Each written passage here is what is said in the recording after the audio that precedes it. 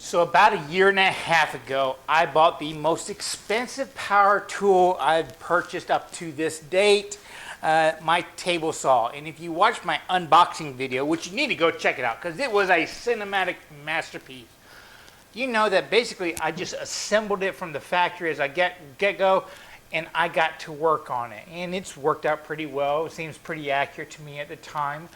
But since then, I've moved shops, and in between moving shops, bouncing in the back of my pickup for 100 miles or so, it had to sit outside under cover, but it had to sit outside for 2 or 3 months, just bouncing around in here. It's got some rust from a little bit of rain, moisture, humidity, that kind of stuff, and for some reason, somebody keeps putting their weird Kato cans on it. I've got little rings and stuff to get rid of and stuff, but I've also never really tuned it up. I've never really made sure that the blade was completely tracking with the guides, that the guides were completely tracking with the table saw fence. Other than assembling it and getting it smooth, I never even checked if it was totally flat all the way across. I never super tuned it up. And that's what I'm doing to all my power tools right now. So if you want to follow along, I'll show you a lot of tips and techniques that apply to a lot of different power tools, but we're going to be using the table saw as an example this time. Now what I mean by super tuning is, first going through and kind of refreshing the whole thing, making sure your gear is going to operate smoothly, cleaning out the electronics, resurfacing stuff that needs surfacing, and then doing all the tuning adjustments. Now I am going to be working on the cabinet saw you just saw me working. So most of my adjustments will be done on the tabletop first, and then the fences and blades and stuff like that. That is because on a cabinet saw, you have trunnions that kind of control how the saw blade moves up and down, left and right. And they are actually mounted to the top of the cabinet, and the table itself sits on top. So if you want to align the blade, which is attached to the trunnions to the table, you move the table. Now the other style of table saws that are common with like hybrids or portable table saws, that kind of stuff, contractor saws, is you'll have the tabletop and they will mount those trunnions to the bottom of the tabletop, and that itself will fit down on the cabinet. So in order to adjust the alignment, the bolts right here will be loosened, and you will actually move the trunnions because the tabletop is bolted to whatever frame that holds onto it. So the techniques are going to be very similar. It's just you need to decide if you're moving the tabletop or you're moving the trunnions. I will be moving the tabletop. Now, my opinion, one of the reasons why I can never say power tools require less skill than hand tools is because you have different skills you have to acquire. And there are a lot of machine skills that you need to develop that hand tools just don't really ever worry about. And because they're new skills, new techniques and stuff, you've got a different set of tools and jigs you've got to make. Besides, the standard sockets, screwdrivers, that kind of stuff, you're going to want a good straight edge. And if you watch my jointer super tuning video, you know that I've used this straight edge, and I set it aside just for basic kind of alignment work and tool setup work. I really do treat this thing preciously. You can do this with a shop-made straight edge. I just like the fact that I can turn to this when I need it. I don't have to go check anything. I have confidence that it's going to stay straight over time because I treat it so delicately. I did reach out to Woodpecker, who made this for Woodcraft a long time ago under the Pinnacle name brand. They aren't doing that anymore. To tell them what I was doing, because I kind of want to at least present tools that are available to current people. They make the same exact ruler in different sizes, obviously, and with different their anodized color. And they did send me out a 3-foot one versus my 2-foot one, simply because you just didn't want to replace the 2-foot one. So I will be using this one for lots of stretches, but I'll also show you how you can use shorter ones like I had in the past to do a lot of the alignment work. Other specialty tools, you know, if you have a couple pencils and a dowel rod, I'll show you some techniques that you can do to help align your blade with your miter slots, with your fence and stuff like that. But having specialty tools to kind of reassure you that you're doing it right is really, really nice. And for the longest time, I've used these setup tools right here that I got from Grizzly. And I believe they call it their President's Special. I talked about that in the jointer thing.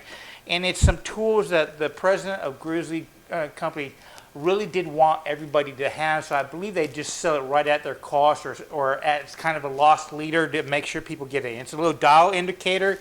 You have a magnet, which you can attach a bar to it, and another bar out that you can adjust all over the place, just to help you in alignment and testing stuff.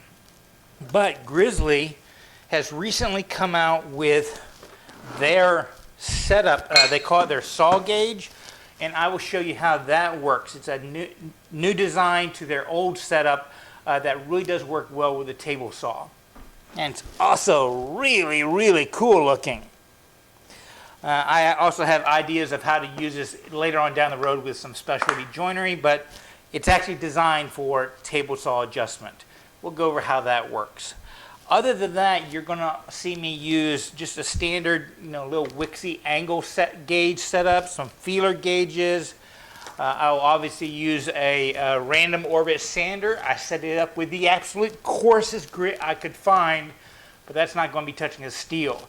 It actually uses to drive these little sanding pads. I think these are wonderful for cleaning up steel tool tops. You can buy them just about everywhere. And some chemicals I'll be using to help out is some WD-40, some of this new degreaser stuff. And there's a chance I might have to clean up some of the electronics. So I have some carb cleaner, electronic cleaners right here for that kind of stuff. But these are the basic tools that you're going, also some wire wheels for the really rough rust stuff. These are the basic tools you use for just about any power tool tuning. So it's the ones you're probably going to collect over time. It's not necessarily something you need to jump out and get right off the get-go, because, as I said earlier, some ingenuity and a couple pencils and you might be able to get close to what all these can do. But first, we've got to get it a deep clean. So grab your air compressor, your shop vac, whatever else you need to get all the dust out of it. But most importantly, an old toothbrush. Because if your table saw is like mine, invariably all the gears and stuff like that for your trunnion are going to have sawdust caked on them. That's probably why you might have difficulty moving that kind of stuff, is because that sawdust has just been compacted over years of sitting there. Toothbrush will take care of that.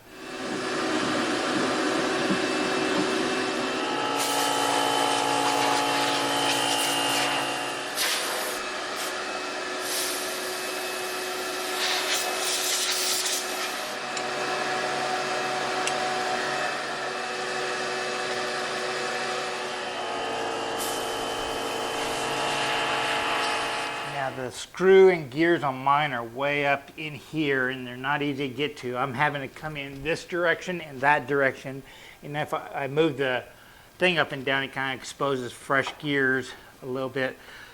You just want to get all that kicked off stuff on just so that they will turn easier. And yeah, that means you're going to have to get up in there, but this caked on stuff is what really binds up your gears. And the stuff you can't see, you'll be able to feel. Just move your gears, your trunnion over, and it'll expose fresh stuff for you to clean off.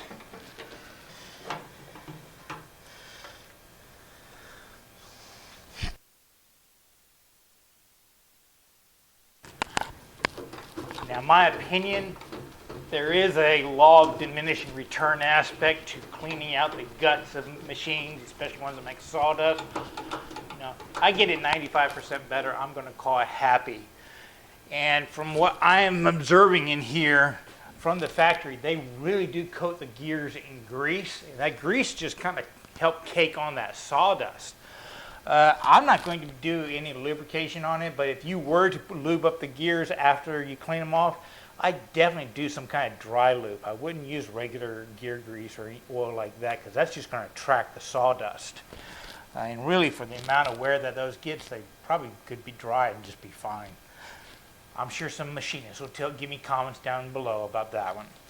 But now that we got the insides good enough, let's clean up the top with all that rust. Now on the surface, you know, I have a lot of this kind of rough stuff from raindrops and stuff, so I'll go around and just by hand with the scratch pad, just get all the really bad stuff. And the spots that this isn't aggressive enough, I can still feel it right there. I'll just hit it with a grinding wheel, and that just took care of it.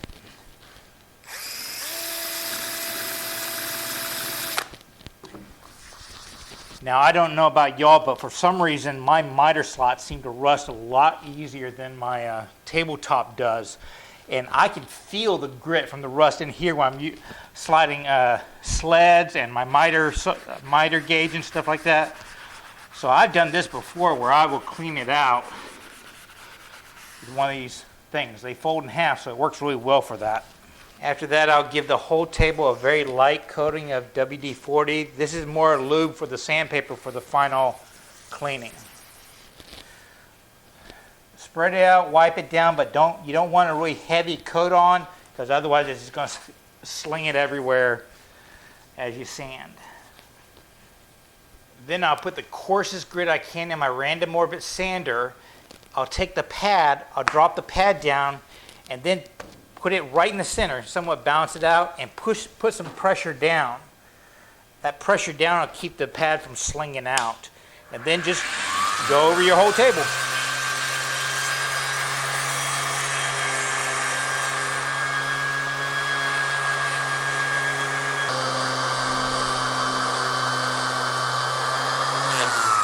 Now, one thing this is really going to show off is my table, I got them dead smooth on both ends, but towards the middle, you can see that black line right there. This table is just a fraction of a bit higher than that table, which maybe this sanding will kind of put a slight bevel there and make it slide a little easier.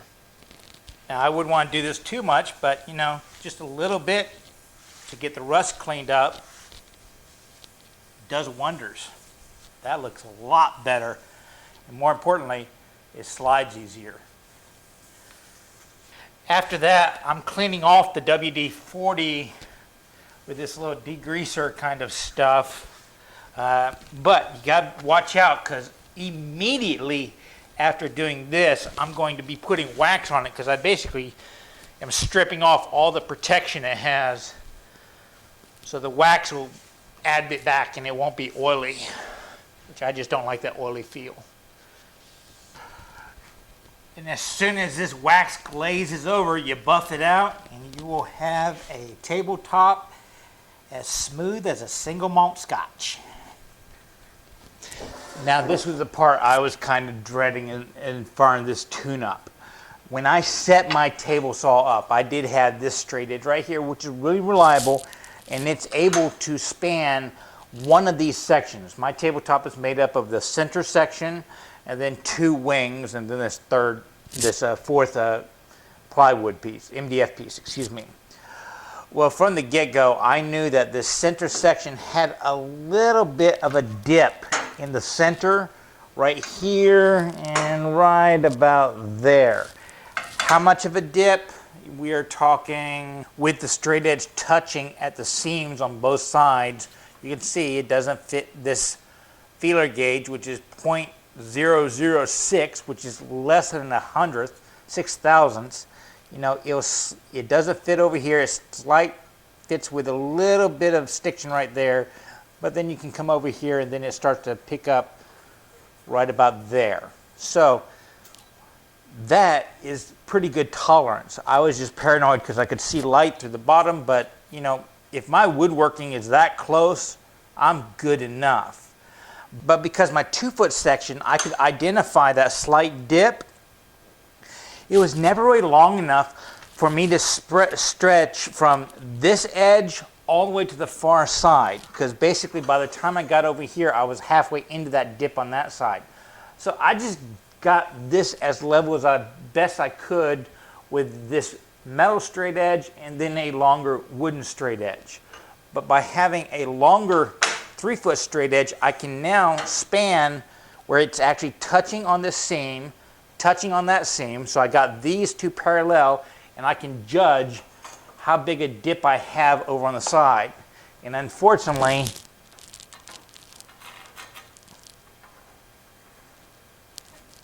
well, it has about the same amount of dip out here than it does here. I'm going to say that is good enough. If I wanted to fix that, what I would do is I would take this wing off, and then I would take this piece of the thin feeler gauge, and I would bolt that on the bottom of the wing so it would actually tilt that side up a little bit by compressing this. I think I'm going to be happy with that one. That's a lot of work for just 6/1000ths of an inch. Basically 2 feet away from my cutting edge.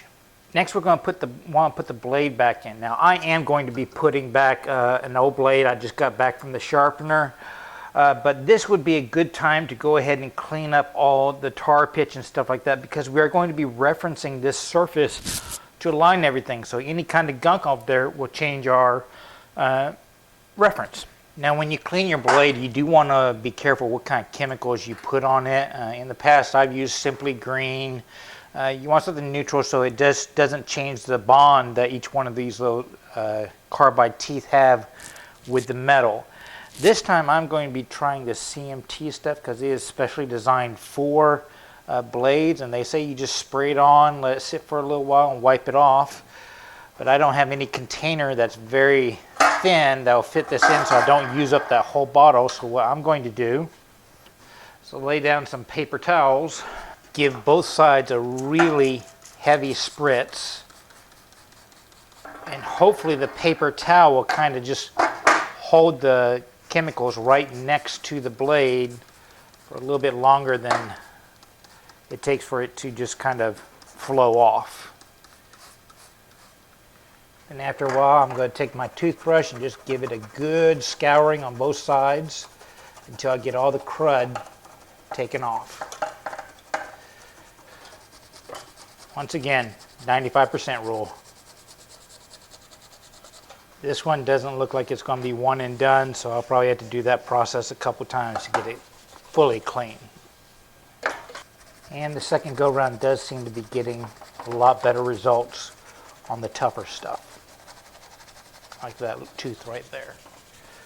That cleaned up, it's cleaning up pretty nicely. And remember to really rinse off the toothbrush well before you put it back into the guest bathroom. This will be a good backup blade for me because, you know, with a saw stop, you always need a backup blade. Now, before you put your new blade on, you really need to clean off your, I don't know what they call this, on the arbor that squeezes the blade.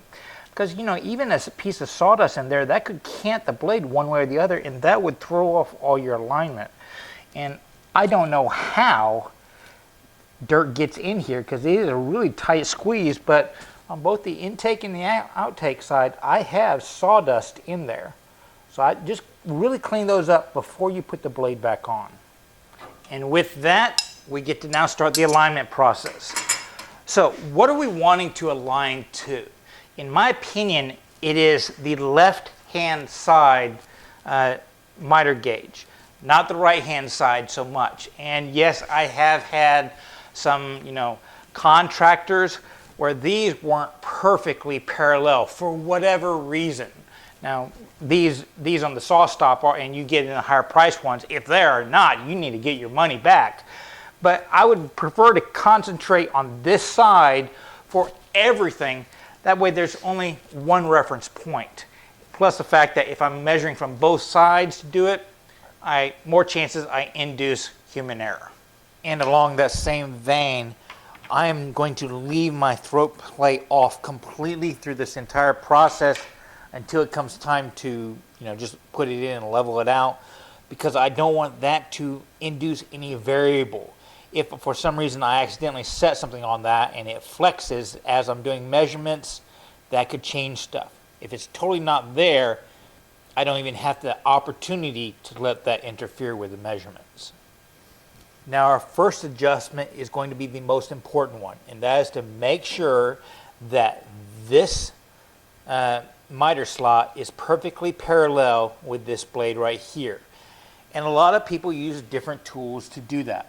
One of the most common ones I see in magazines and beginner stuff is using a simple framing square. And what they will do to check the adjustment is they will bring the square up to a tooth, not the blade. They'll bring it up to a tooth, and that way you can move the blade back and forth. And when you hear it touching the ruler ever so slightly, it'll make a slight sound. You'll know it's perfectly in line with that tooth. Then taking the same tooth, because these teeth can be positioned farther one way or the other for the kerf reasons, or maybe they just were put on differently by error. On that same tooth, you come over here, and if it makes the same exact sound, you know that it is perfectly aligned. If it makes no sound at all, you know that this blade is farther this way on the back side than it is the front. If it actually catches and lifts your ruler, well, then you know this blade is farther this way over. What you don't see people do on this is measure it against the blade itself. I'm not an overly big fan of this setup for the simple reason there is chance for humans to mess stuff up. For example, if you're pressing this too far forward and you slightly touch that blade, you might be pushing forward, but it's no longer against the slot. And because it's locked down, it will feel like it's against the slot. So there's a way that you could induce just getting that sound, but it actually not being fully registered against the slot. This is a chance for human error.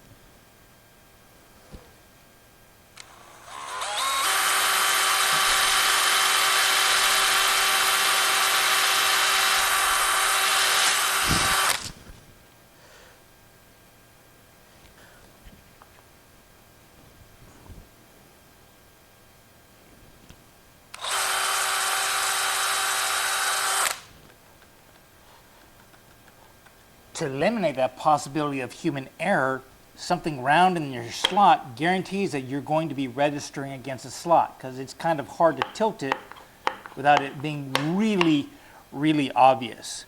So to create a simple friction field jig, I'm just going to use a pencil. I drilled a hole in the dowel just high enough so that I know it wouldn't be underneath the miter slot itself, and I put a little screw in top to lock in the pencil setting. And then I'm just going to use something to register against here so that I know that this angle is going to be fairly consistent. I just happen to have a bunch of these paint stir sticks. You can use a yardstick or another ruler, or I guess you could use this right here, but mine has a little bit of a curve right there, and I don't want to risk that interfering with it. So I'm going to use this yardstick. I come over here, I slide the pencil through, and I position the pencil so it's touching the blade where I want it to be. And because that is a pencil and it's lead, it's going to wear down to be the perfect fit.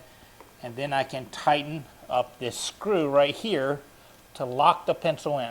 So that distance can no longer change. And I can come over and I can do the same exact thing. Just kind of position it, wiggle it back and forth until it's leaving a little bit of lead right there. And then I can bring that same tooth over to this side, bring this over here, and wiggle it back and forth. And if it knocks off lead, I know it's too far closer this way. If it's not touching at all, I know it's too far that way. If you really want to be specific, you can take a feeler gauge, drop it in there to determine how far out it is. But basically just kind of wiggle it until you're able to make a pencil mark on your lead on both sides at the same time without changing any settings. That little wiggle back and forth and the lead on the blade is your adjustment measurement. Another tool you can use is that thing we got from Grizzly. It has a little magnet over here and your adjustment wing right here. You basically just set your gauge so that it will be able to touch the blade, and then you kind of register this in here. But once again, I find that there's a possibility to induce human error when you're sliding this back and forth to measure the distance on the little gauge right here.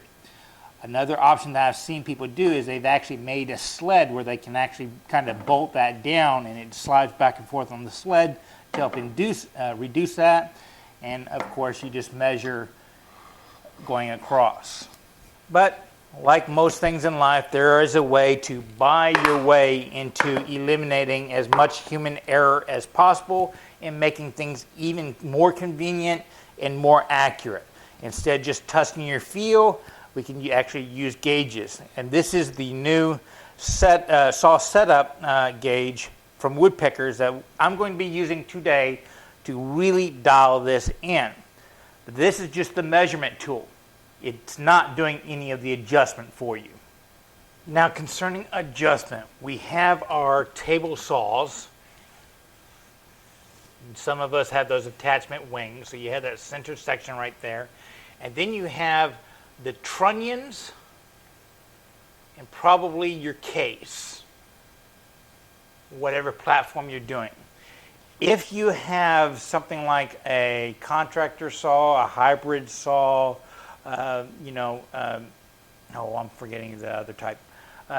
The ones that actually attach the trunnions to the underside of the tabletop, you're probably going to have 3 to 4 bolts. Sometimes I've seen them do 3 bolts just because it's easier to get it flat against it if you have three points. Well, you're going to want to loosen up 2 of them. And if you have 4, 3 of them, loosen those up, and that becomes your pivot point. One of the downsides is you don't have that big a distance between those, so each little adjustment seems to be magnified. Whereas on a cabinet saw, generally the trunnions are attached to the corners of your case. So because there's a greater distance, you seem to have it's easier to adjust them. And with those, once again, you're going to want to loosen up 3 of them and leave 1 either tight from the factory or loosened slightly up, but with a lot of friction there. Okay? Now, some table saws are going to have like a pin in the middle. In that case, you will loosen up all 4 because you're rotating around that pin. But if you don't have the pin, you're going to be rotating around that pivot point. And when you make adjustments, whether you're tapping, pushing, or whatever, I really suggest getting a small, hammer or something like that and tap, because as strange as it sounds, you will have a lot more control with tapping a lot of times than you will with screw adjustments. It just takes a little bit of finesse to learn how hard to tap. But when you do the attachments, if you have the wings still attached, tap on this far corner. If not, you're going to have to tap here. But a little movement here is microscopic here, which is even more microscopic at the blade level. A little movement here, the same amount of movement here is a little bit more there. It's all a variable of leverage. Now, theoretically, before we can get a very precise measurement from here to there and there to there, we need to make sure that our blade is at a perfect 90 degrees. Because if it was out of whack and tilted, that would cause misreadings all over the place. So, might as well take this time, since we're tuning it up, to go ahead and set this to 90 degrees and then reset all the 90 degree stops so that whenever you're cranking on the thing and you back it hits a stop, you'll know you're at 90 degrees or pretty close. Now there are a lot of different ways you can test 90 degrees. Most of them have some kind of reference tool. And a lot of times people will refer to something like a square like this, a 6-inch square instead of a 12-incher. I'm not an overly big fan of that one for the simple reason that the reference portion that you're referencing to, it's a long ways away whenever you're doing it. So it's not actually referencing that much whenever you're setting it up. Plus the fact that you have to get it in between the gullets of the teeth, because again, the teeth have some set to them, so they're going left and right. And obviously there are other squares that you can use, but most all of them have somewhat the same issue when you're testing things out. I am a big fan of these kind of little Wixie tools, these digital finders, because basically you can set them down, you put them to 0, and then you can check any other angles.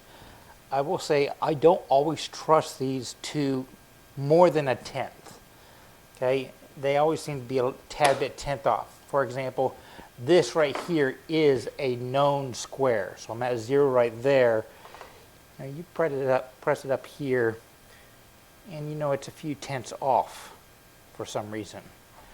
Another way you can test that is if this is a known square that's at 0, well, if I slowly rotate it all the way around, well, it should be 180, right? But what's it come out to? 179.9. So within a tenth, that seems to be the tolerance of this, a tenth or two. Next, you have the question of where you're squaring to, because if you remember, my table has a slight dip right in the middle through this section right here, but it's fairly flat up there. But if I'm running my work through it and kind of pressing down a little bit, well, isn't it going to follow that ever so slight dip? So should I be setting my square up to the front of the table because I know that that is completely flat going across, or should I be setting it to maybe this side of the blade because I'm pressing it down? My best guess is I should probably be setting it right here versus right here or right here, simply because that's closest to the cutting portion of the blade. So that's what I'm going to be doing. I'm going to zero it out. It's at 0, come back over, drop it on the blade, and I'm 0.03 off right now. Come back underneath and then make sure I'm hard against the stop, and they got a little bit better, 90.2. And when I reversed it, coming the other way, it shows at 89.9, so, you know, I'm going to average that out to say it's at pretty much 90 degrees. Now, all table saws have some kind of adjustment mechanism. I know my old contractor saw was a dual. The actual mechanism for the stop was actually on the dial itself up front. It was just a little screw that kind of you moved in and out and just kind of bumped up into. This particular model has a lock nut and screw right here that I'm pointing to in yellow.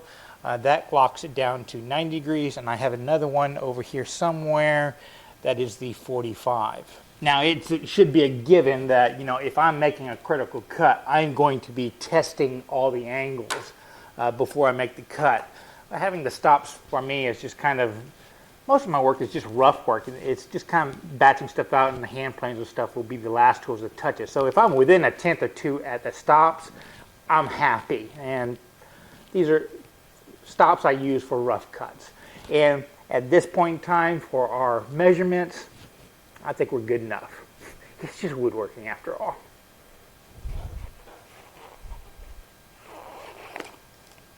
Now, if you remember, the whole idea for me using this round dowel is because I knew it would hit both sides.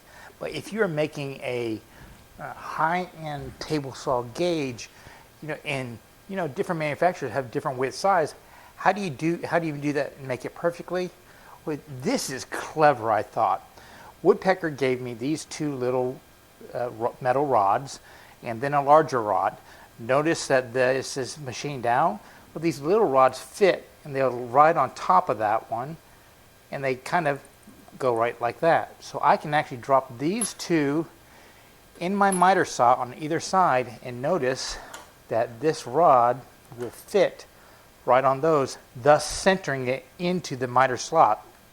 And because it has that little ledge, I can now move it back and forth very easily.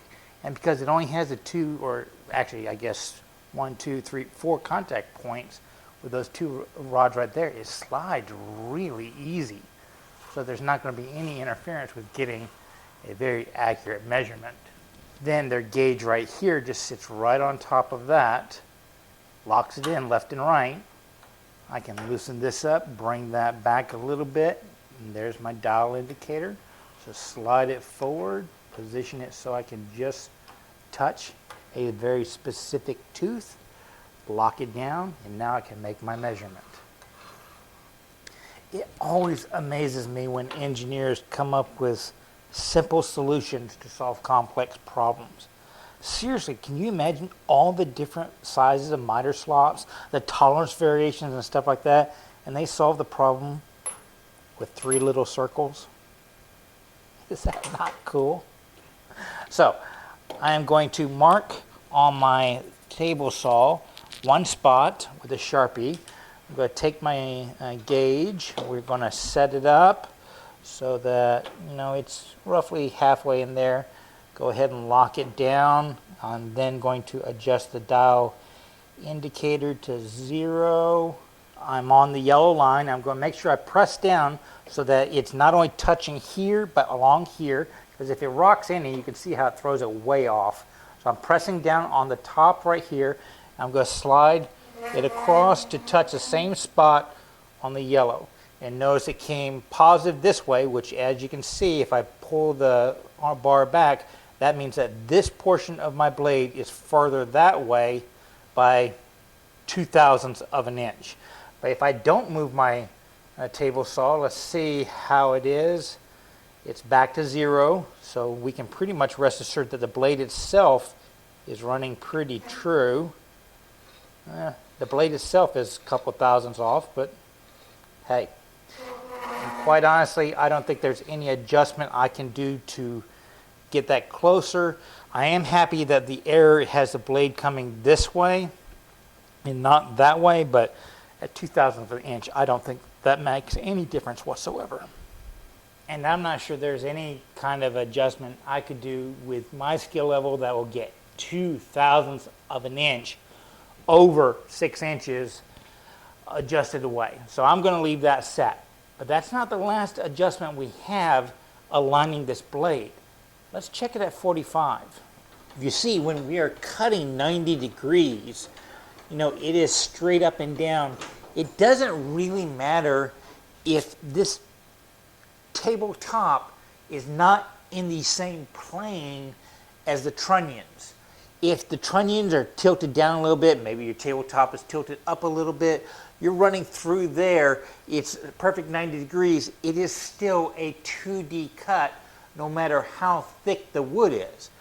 But if for some reason you all of a sudden add in 45 degrees, well, all of a sudden the height of your work has some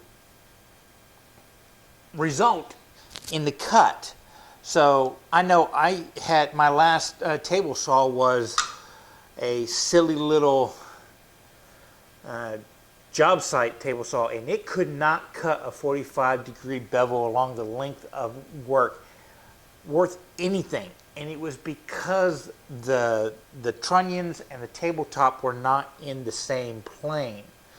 And that is kind of like, we have an obvious 45 degrees here.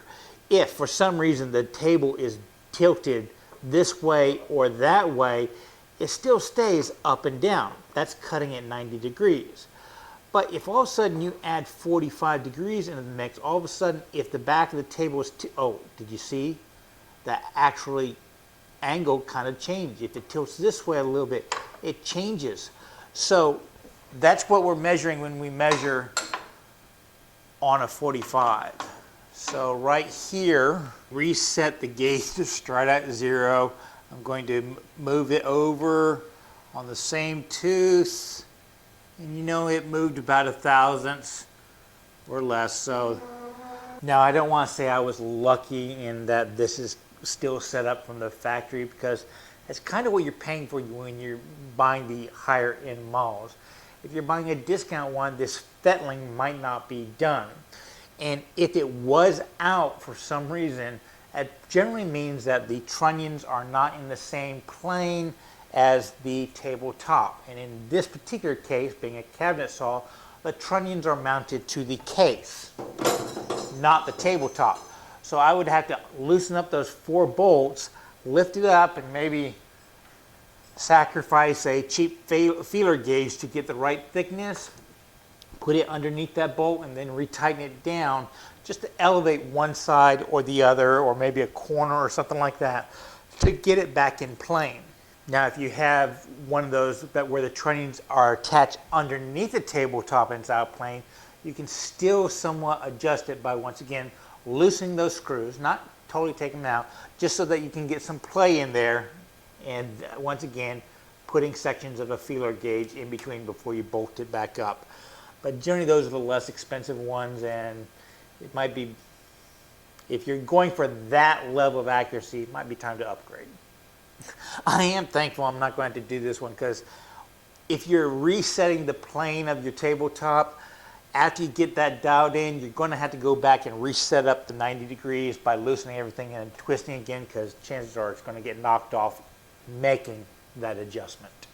So let's go ahead and get this lowered back down, and we will then start working on the fence.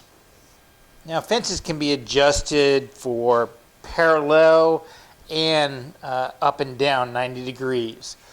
So the first thing you would need to do is really clean off the runners, and go ahead and give your fence guide a good wipe down too, just to eliminate any potential error there. Dust always gets in there and will affect it later on date, but you might as well start out with the best chance you have for success as you can.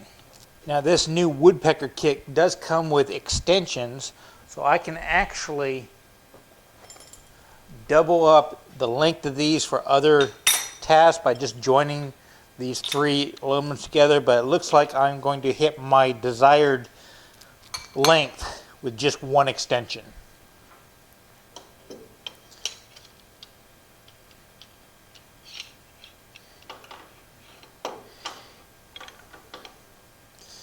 And I say that because I'm wanting to adjust my stop in the area I most use my fence. Now, that's important because, once again, I want this to be my reference, because this is the miter slot I use the most for like my miter gauges, my fences, all that kind of stuff. And I generally work on this side of the fence, so I want to be able to set my fence alignment perfectly in the area I use it most. I am not cutting plywood very often. Most of my work is, 4, 6, 8, 12-inch boards, so I'm in this area, so I might as well do all my settings references here. So the first thing I'm going to do is I want to once again, reset my gauge to 0. So to see where we're at, I'm going to lock the fence down, 0 out the gauge at this side, then move myself all the way down to the other side. Whoops.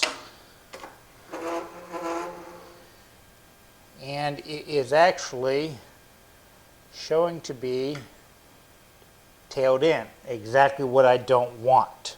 Now, most fences have some kind of adjustment that will let you move these this way. And one of the advantages of getting upgraded fences on products like SawStop or Powermatic or something like that is this is actually longer, so the longer it is, you can get more control in that adjustment. The shorter they are, for like on the job site saws, just a quarter turn of something like these hex keys right here, which operate off of this bar right there, pushing it out a little bit more here or here. Well, that'll be a bigger adjustment than you might want. I'm just going to do a quarter turn at a time and recheck it until I've got this out to the right amount. Or, I could back it off here to bring that side down to do the same thing. The next adjustment is for 90 degrees, and that's going to be adjusted with these two right here. Either raising or lowering them, we'll lift them up this way or that.